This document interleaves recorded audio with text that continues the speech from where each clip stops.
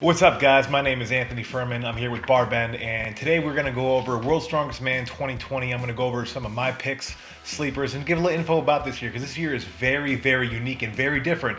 Before we dive into it, I want you to make sure you go to BarBend's YouTube channel, Instagram, Facebook, subscribe, because we go over not just strongman, we do powerlifting, CrossFit, Olympic lifting, any strength sport you can imagine.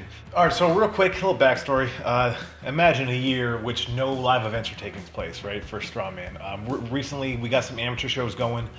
We had some close set strongman stuff over in England. This is the first big show, professional-wise, here in the United States. It is going to be November 11th through 15th in Bradenton, Florida. World's Strongest Man edition of 2020. There will be no fans allowed, no spectators. It's just the athletes that are going to be in the bubble, just like the NBA was when they did the entire playoff run, right?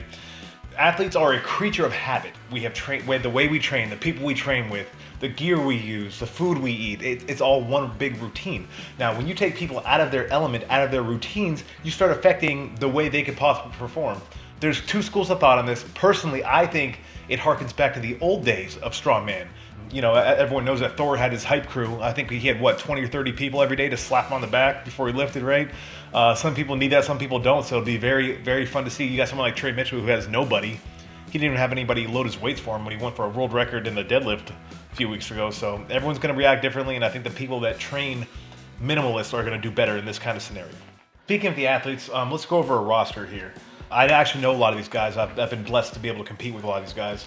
And this is going to be a hell of a show. So we got Maxime Boudreault from Canada, JF Caron, Ervin Toots. So Ervin, a lot of people don't know of him. He is a former bodybuilder. I competed against him in Finland, and he was very impressive. And this was 2019 August, so he's had a lot of time to improve. And being over there with those great Estonian lifters, you know, he's definitely improved a lot. There's Luke Richardson, who won OSG last year, of course. Adam Bishop, another favorite from Britain. Mark Felix, always tough, always in contention, despite his age, right? Graham Hicks, one of the best pressers in the world. He's about to show out this year at Worlds. Good old Terry Hollands, man. You talk about an OG in the sport. Terry's been around since way before I got in the sport. Most of the fans, actually, probably. I'm talking mid-2000s, early 2000s, Terry Hollands. And he's still there. He just won the Masters, and he's coming back for the world thing now. We got the Stoltman brothers, Luke and Tom, Konstantine Janashia, Pau Dwyer, good old Patty, Aivars Smaukstelis, Mikhail Shivlyakov, Martin Forsmark from Sweden is going to be there. Oleksii Novikov, the rookie of the year last year, right? He's coming back, hopefully to make the finals this year. We have Kevin Ferris from USA. We have Big Robert Oberst.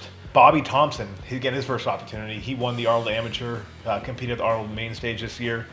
He's looking to make some noise. And we have Trey Mitchell. Congrats, Trey. You can come back. You show him what's up. Evan Singleton, good old T-Rex. You know, he's the villain overseas, but over here he's a big teddy bear. Jerry Pritchett. Brian Shaw's coming for his fifth.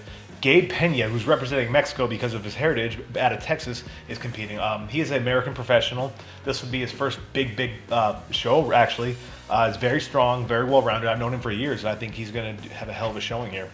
All right, so before we get into my picks, I wanted to note that Martins Licis, Kieliszkowski, and Thor Bjornsson are not competing. That is the podium from last year. This is the first time ever that there's been a World's Strongest Man competition from 1978 that the previous year's podium is not competing. Nobody. So I'll tell you what, when we talk about a wild card year, a crazy year that 2020's been, this is it. I'm gonna have to go Shaw, Caron, and Janashia. And I don't think anybody has Konstantine in the top three. I think I might be one of the only ones, but it would not surprise me. It all depends on the qualifying rounds too, the heats. There's a lot of talent here and a lot of unknowns. So if you get two or three guys that are kind of balled up in one heat, they might not get out of it. You might have a Shivlyakov who doesn't get out of a heat. You might have a Maxime who can't get out of a heat. You might have a Bobby Thompson who has good events and he gets into the finals and he passes people like Robert Oberst and Martin Forsmark. It could happen. And I do think this is the year that there's going to be a lot of change. It's a big shift in the paradigm with strongman at the top level. Everyone's kind of on the JF and Brian Shaw train. And I can't get off that train. I got to stay on that train too. But Konstantine Janashia, surprise top three. Let's go. So that's World's Strongest Man 2020 in a nutshell. A bunch of craziness of this year led to us in a position where we have a higher amount of representatives from the United States. But I think we have a very good talent pool still. And I think the World's Strongest Man this year, there will be no asterisk because The best that can show up will show up. It's not their fault if other people can or won't. It ain't their fault. That's not how this works. You go there to beat the best that are there that day. And this is what's gonna happen. Do me a favor and get down in the comments, get down there. Let me know how wrong I am or how right I am, mostly, because I know most of you are gonna agree with me, because come on now.